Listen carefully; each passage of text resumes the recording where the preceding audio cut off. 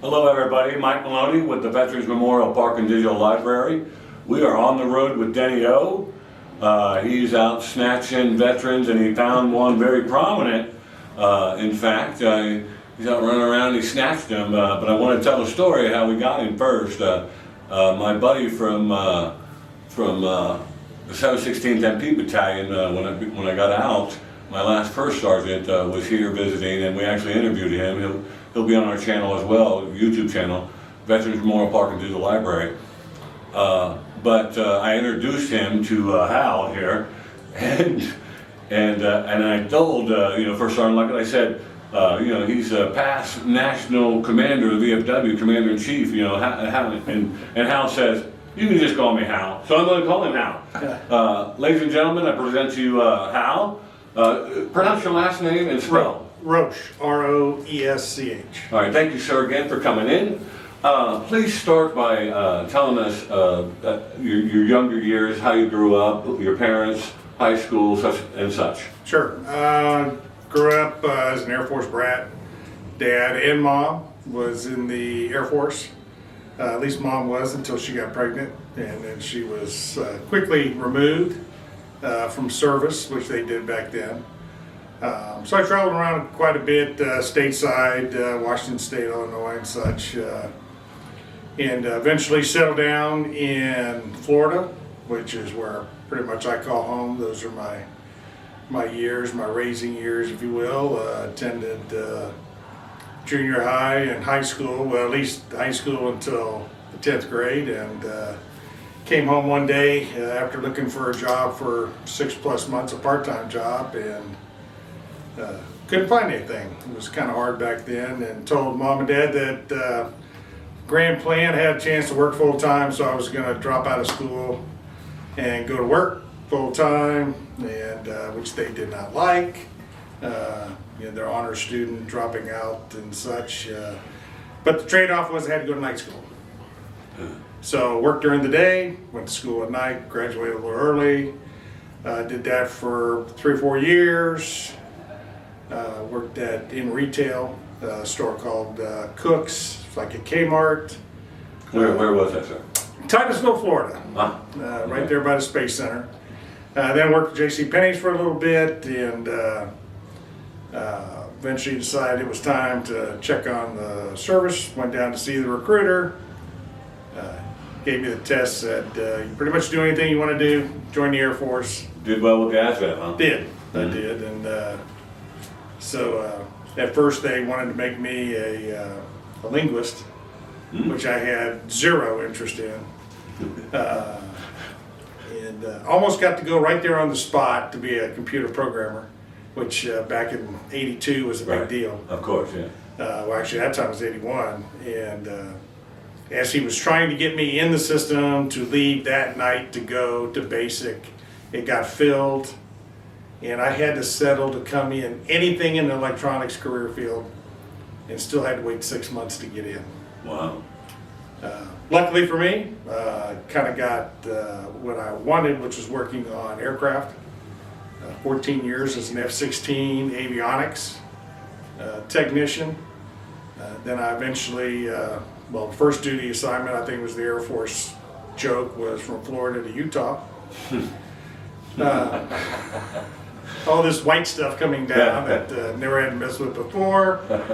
So did Utah for 3 years, went to Torrejon, Spain for 4 years, did East Coast tour, South Carolina, North Carolina, and then eventually ended up at a headquarters ACC, working Inspector General team for 3 years, and then 3 years working the requirements development of the F-35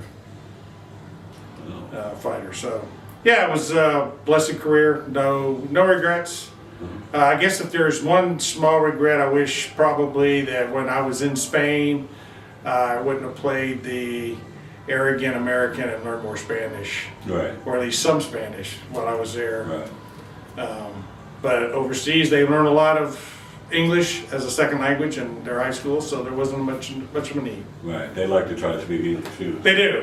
Yeah. And they like to practice that, so we get lazy. Yeah, of course, it makes us lazy. Yeah, absolutely. So tell me, sir, so you got out of the military, then what did you do? I got out of the military, worked for a Defense Logistics Agency for about a year, a little over a year. Then went to work with First Command Financial Planning, working primarily helping military families achieve their financial goals. I was a client Me too. with them and had a great mentor or advisor who became my mentor, who one day asked me, I think you'd be good at this. You ever thought about being an advisor? Which I promptly said, never. And he kind of walked me through some of the process, and here I am 20 plus years later, still semi-retired as a financial advisor. Yeah. Yeah, okay, semi-retired because you became, tell us about that journey. How did you get into the VFW? Came home from Desert Storm and March of '91. Was literally home a day, and the phone rang. It was a local in Sumter, South Carolina. It was a solicitor wanting to send kids to the circus, needy kids. Wanted $20 donation. I had been deployed for going on 10 months, had a pocket full of money. I said, I'm good for 100. They said, we'll send somebody by. And I said, well, I don't know if you heard, everything in Florida is free to us that are coming back. Yeah. And where are you at? And I'll bring it to you. They were actually staging out of the VFW. So then I found out what VFW actually stands for Right. at that point. Then I found out where it was. Mm-hmm. Then I found out you couldn't get in the door unless they buzz you in. Mm-hmm. So I went down, I gave him the money. Post quartermaster came out, introduced himself. I asked kind of what it was about. Interestingly, he walked me through the post without telling me what the post does. He told me what the VFW does. Right. And by the time we finished the walkthrough, which lasted all of maybe 5-10 minutes most, I was hooked. Yeah. In how we help veterans, the programs we do, joined on the spot, and went to Florida the next day. Did the tour stuff that all the veterans are doing. Came back, attended my first meeting. I got sworn in, and at the beginning of the meeting and at the end of the meeting, I was being sworn in as the junior vice commander for the post. Yeah. And that kind of started it there. Hit the ground running with them. Got almost 2 years there before I PCS to North Carolina and in Spring Lake, Pope Air Force Base. Became the post commander there. While you're still serving in the military? While still serving active duty. Awesome. Awesome. We have some folks like that. Yeah. Yeah. So it was interesting. It made recruiting a little easier. Mm-hmm. Since you knew everybody you're working with, whether they were eligible or not. Right.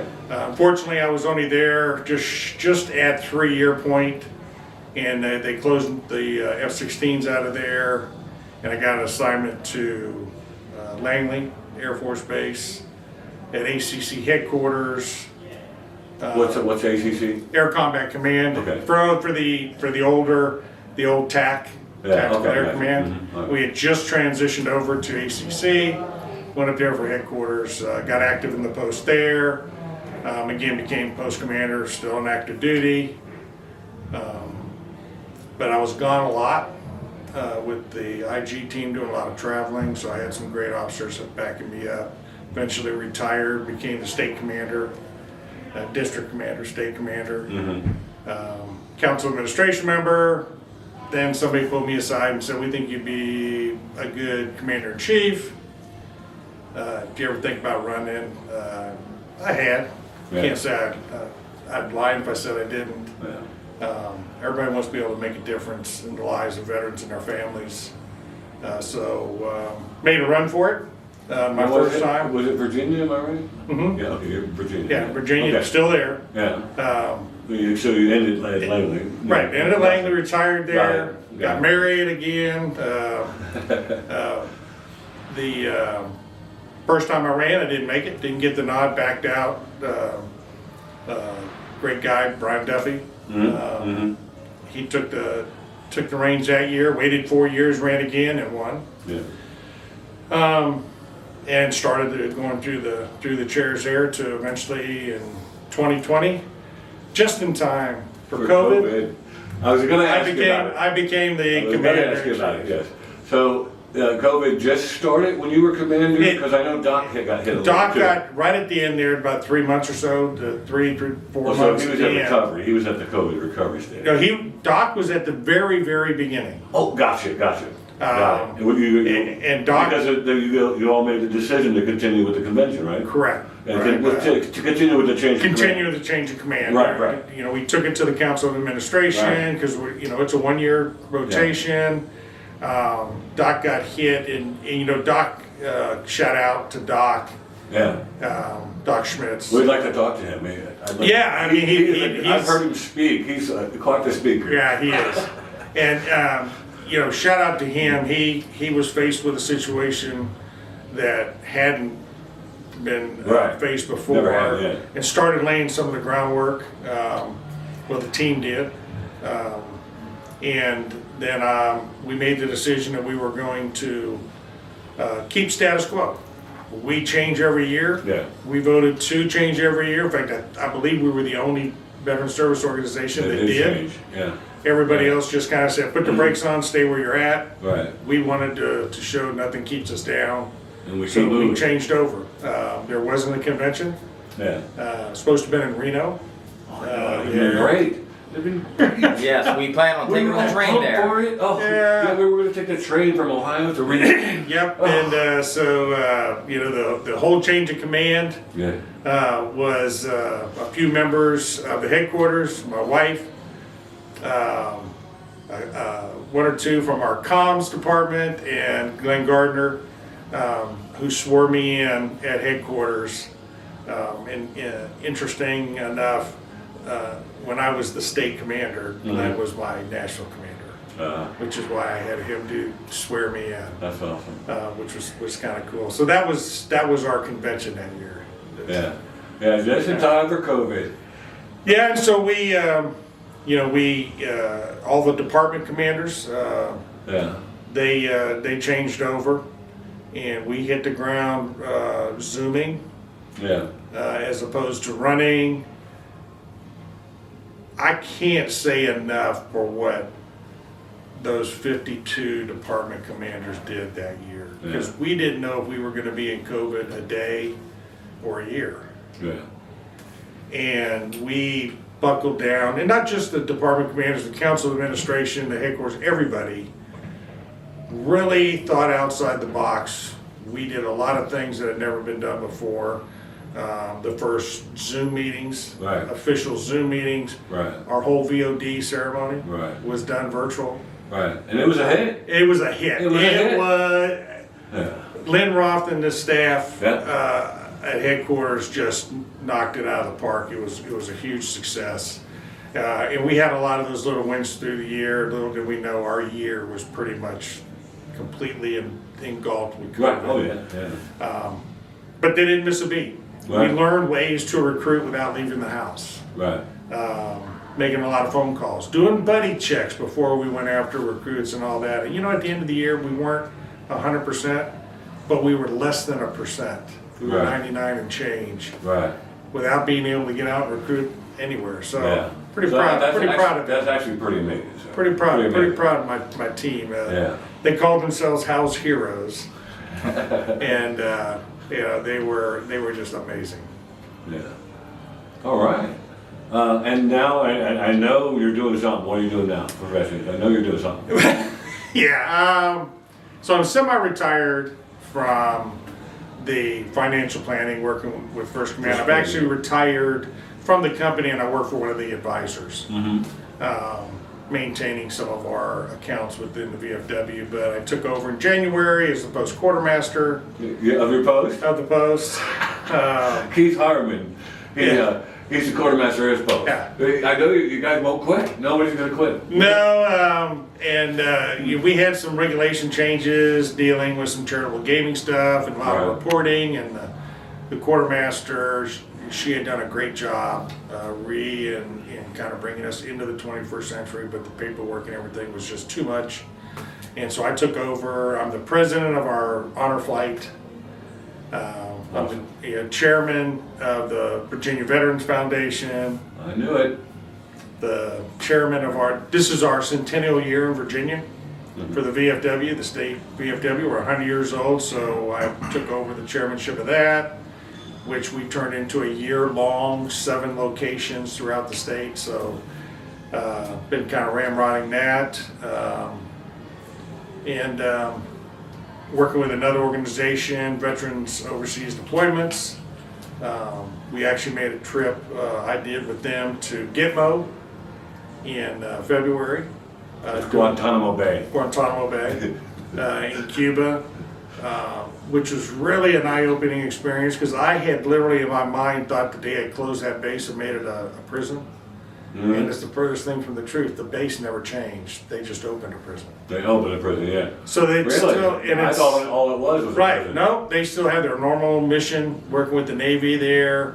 It's an I didn't know accompanied that tour. They have a school K through 12 there. Wow. It was really eye-opening. Did a little research and found out that